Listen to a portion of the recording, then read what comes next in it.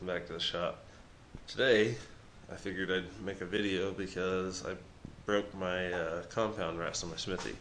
So I'm bringing you over here, sorry for the shaky camera work, but my base, actually let me get the base over here real quick. Crazy shop tour.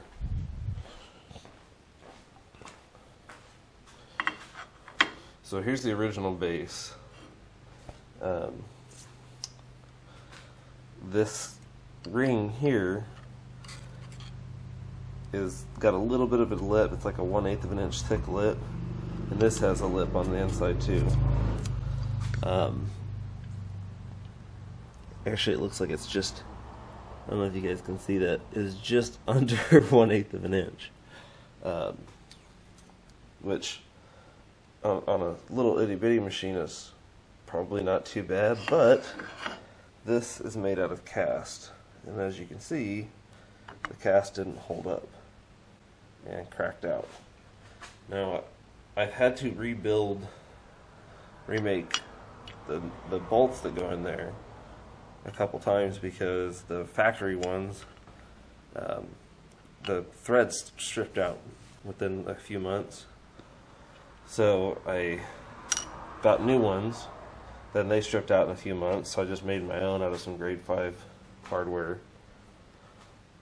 But I don't want to use this design. The only nice thing about this design is I can go on this groove, or I can move it over onto this groove, depending on what I'm doing. Sometimes I want to have the compound a little bit further over, or I want to have it closer to the chuck, and so that kind of helps. But what I'm planning on doing is I got this piece of steel here, and it's 6 inches by I think 12.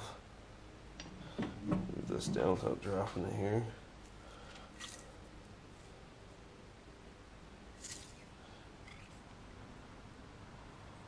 Actually, it's just under 10 inches. So 6 inch by just under 10. And what I plan on doing is cutting it into a 6 by 6 square. And the reason I want to do that is because that'll give me full engagement across the bed here. And what I was thinking was, if I do it this way, I could offset the compound to one side. That way I'll still be able to move it, just flip the whole base around and still be able to use it. So my plan is, this is 3/4 of an inch thick, so I need to take about 1/4 of an inch off to get the compound to the right height. And it's either machine off the top, 1/4 inch, and then I'm going to have to make a centerpiece to, I think what I'm going to do is just make it thread in, because the bottom side of the compound has a hole to register on. So I'll take a piece of cold roll that I have and match it to that, and then thread it, and then I can face this down about 1/4 of an inch, drill a hole, thread that piece in with some Loctite, and it'll be permanent, and that way I can flip it back and forth. And as I'm sitting here looking at this, I'm thinking that maybe I should cut this to length this way so that it overlaps, takes up the entire bed. That'll give me more of an offset so I can flip it around. So that's the plan. First I'm going to cut this off, cut it to length, and then start marking stuff out and get over on the mill and get to taking this face down a little bit. Alright, so here we've got the part, and I've got it marked where I want to cut it out. Got it set up on my little bandsaw here, and I'm going to cut it off and leave a little bit of room to finish it. So I marked it with a Sharpie on the actual milling table in the Smithy. So I'm just going to try to follow that Sharpie line as best I can and lop this side off so that we can get going on all the rest of the machine work on here. There are a couple holes in here. These two are through holes, and these are threaded holes that go in about 1/2 inch or so. And I don't think any of those are going to interfere with anything. So we're going to have 4 mounting bolts like here and here, and this one might get in the way, but these are just going to be, through holes. So if that one's in the way a little bit, I'm not too worried about it. All right, let's see, get my cutting lube stick here and get going.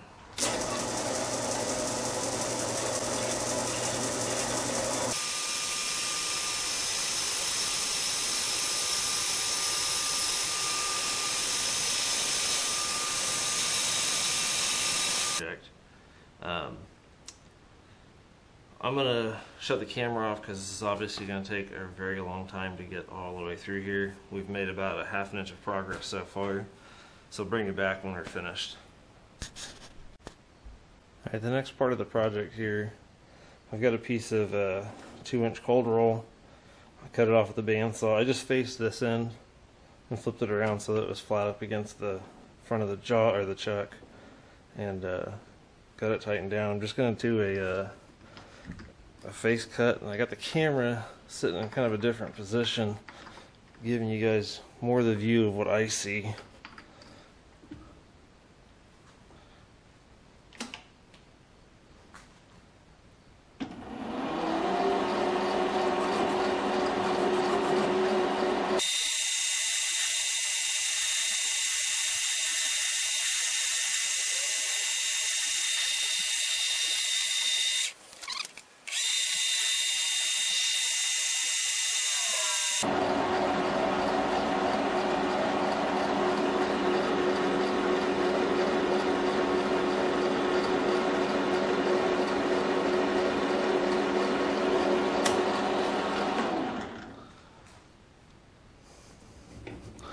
This is that facing tool that Randy Richard gave me, and it does a pretty good job, especially on cold roll. It really just zips right through it.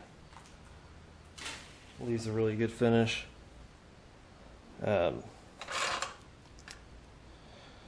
see, the next step, we're going to turn this down, and it's going to be stepped. It's going to be, I haven't quite figured out what the diameter the front section is going to be, and then the top is going to be just under 2 inches. It's like 1.956 or 965, something like that.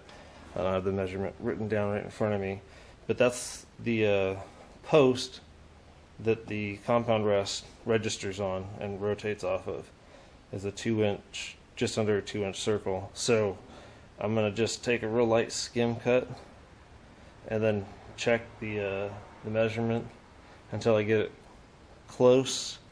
I'm going to leave it a really tight fit. I'm going to leave it at about 1 thou clearance, so it'll be on there good, and that'll help with the rigidity, I think, a little bit.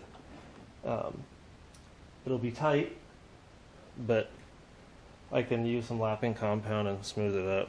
So that's what we're going to do. We're going to reset, and then I'll be back. Alright, here all I'm going to do is just going to take it up till it touches and just take a real slow cut across.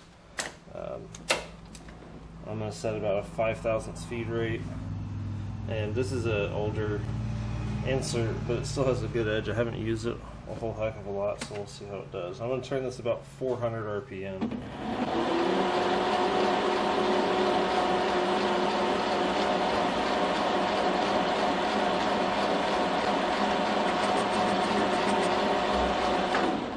So we're touching there. I'm going to turn my DRO on just so I can idiot proof it. See, it's only touched on the one side there. Just zero that.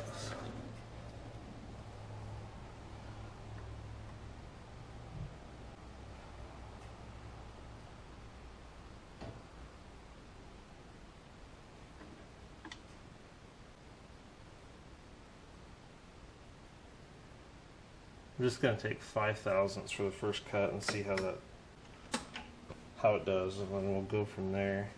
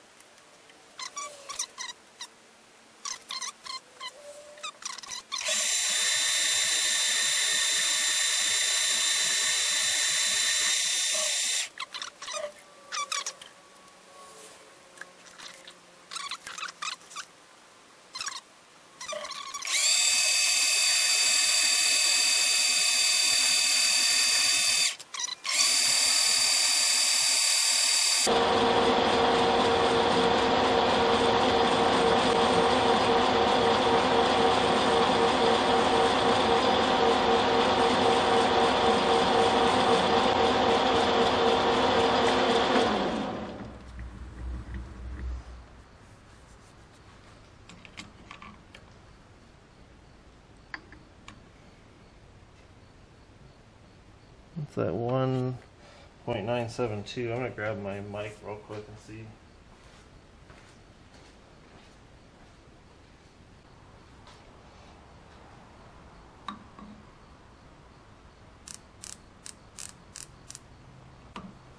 Alright.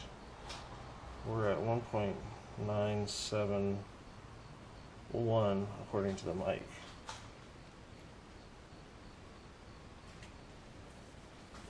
And I think, since we're so close, the finish isn't too bad. Turn the camera so you guys can see it better. So the finish isn't too bad. It's just a little bit rougher than I want it. So I have a large radius high-speed bit that usually does really, really well on especially cold roll like this. So I'm going to bring it in. We're about 5/1000ths off, so I'm just going to touch it and dial in like a couple thousandths and cut and see where it's at.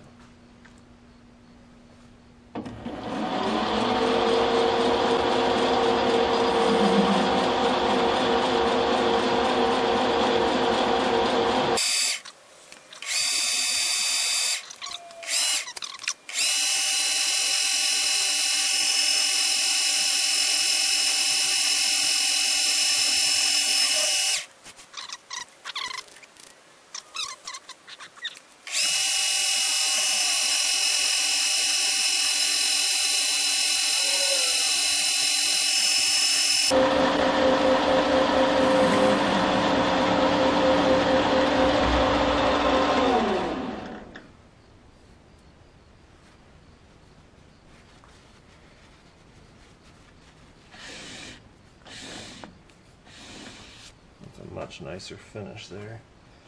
Let's see how close we got on our measurement here.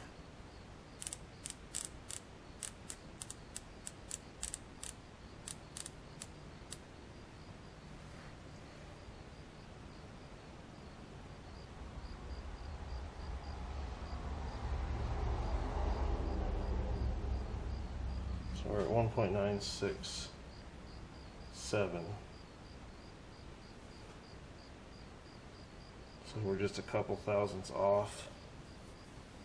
I don't think I'm going to mess with that. I'm going to leave it there, and if all else fails, I can always come back and put it in the 4-jaw, dial it in, and then clean it up with a file to get it to fit. But I think that measurement will work, because that measurement's a caliper measurement, not a micrometer measurement. I couldn't get my mic over the piece to get a good measurement, so it could be off by a thousandth or so. Alright, so we're done with this piece for now. We'll come back to it. You guys can see the finish on it. Of course, the glare is really bad in here right now because I got the garage door wide open. So stop here, we'll jump over onto the mill on the plate and get it all set up. I think I'm going to go ahead and take the indexing head off the mill, get it completely clean, and then get my 1, 2, 3 blocks so I can do the work on that. Alright, so I've got my big giant vise up here. I got the movable jaw on the back side so that I can get this clamped. Even though this is supposed to be a 6-inch vise, it only opens up to like 5 inches and 5/8, somewhere around there.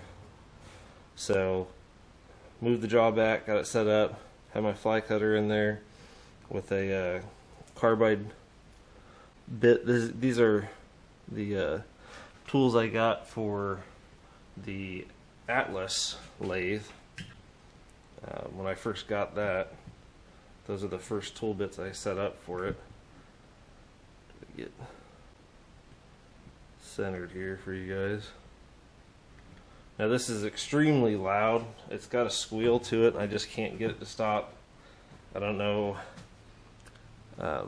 what the problem is, because the finish is just perfect. So I'm going to keep cutting through. It looks like I'm going to have to cut one side and then flip it around. The only way I can get this vise on here and get the cut to go all the way across is to flip it around. So when I finish, I'm going to have a little tiny bit on the end here that I'm going to have to flip around and knock off on the other side. So right now I'm just cutting through and smoothing it off.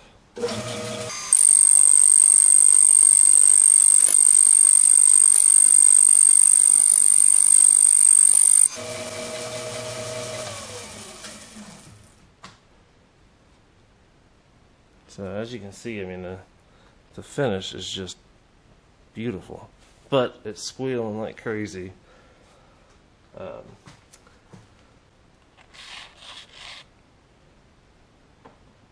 a little more love juice on here. Hopefully I can get this side cleaned off. This right now is a 20,000th depth of cut, and find one of the chips here. If it'll focus. It's breaking a really nice, clean little chip, so I'm happy with how it's cutting. It's got that screech to it, but I don't see any chatter marks, and it seems like everything's holding fine and it's cutting smooth, so I'm just going to leave it there and get it cut. I'm not going to film all this because it's going to take quite a while to get this edge completely, or this side completely cleaned up. So I'll bring you back when we move on to the next step.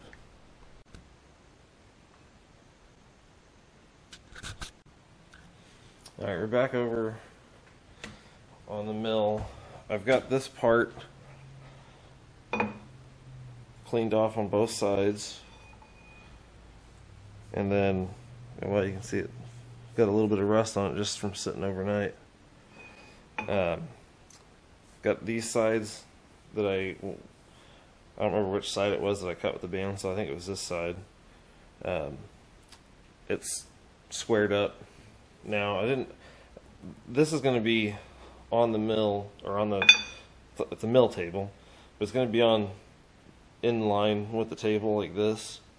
So these surfaces here don't really matter. I mean, I could clean them up, but they're fairly decent as they sit now. I'm going to put this in here, but I wanted to tram my vise in since I haven't done it. I just threw this thing on here real quick to clean this stuff up. It's flat, it's not perfectly straight. Alright, I'm getting the vise trimmed in here, and I figured I'd do a video. Throw this in the video also.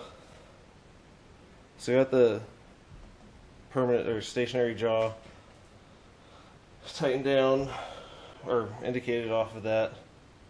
I've got the right side clamp fairly tight, the left side clamp not so tight, so that it'll pivot from the right. That way I can figure out where I'm going in orientation here. So throw her onto 0.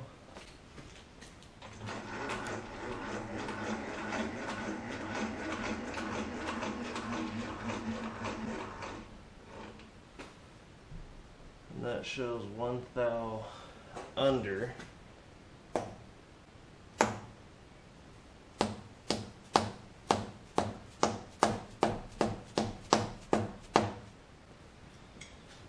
Bump it over a little bit. Go back to 0 again.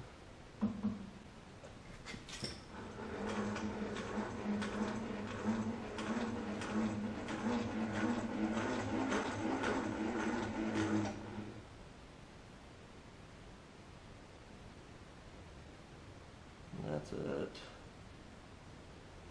2,000.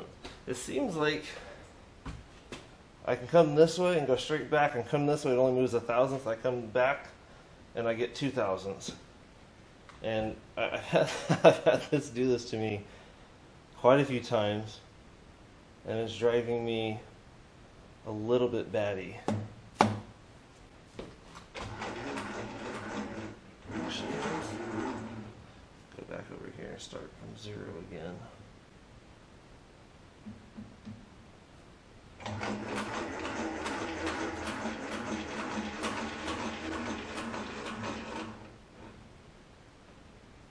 And I guess we got lucky, because that is right dead on 0 still. Tighten it down, and we'll check again.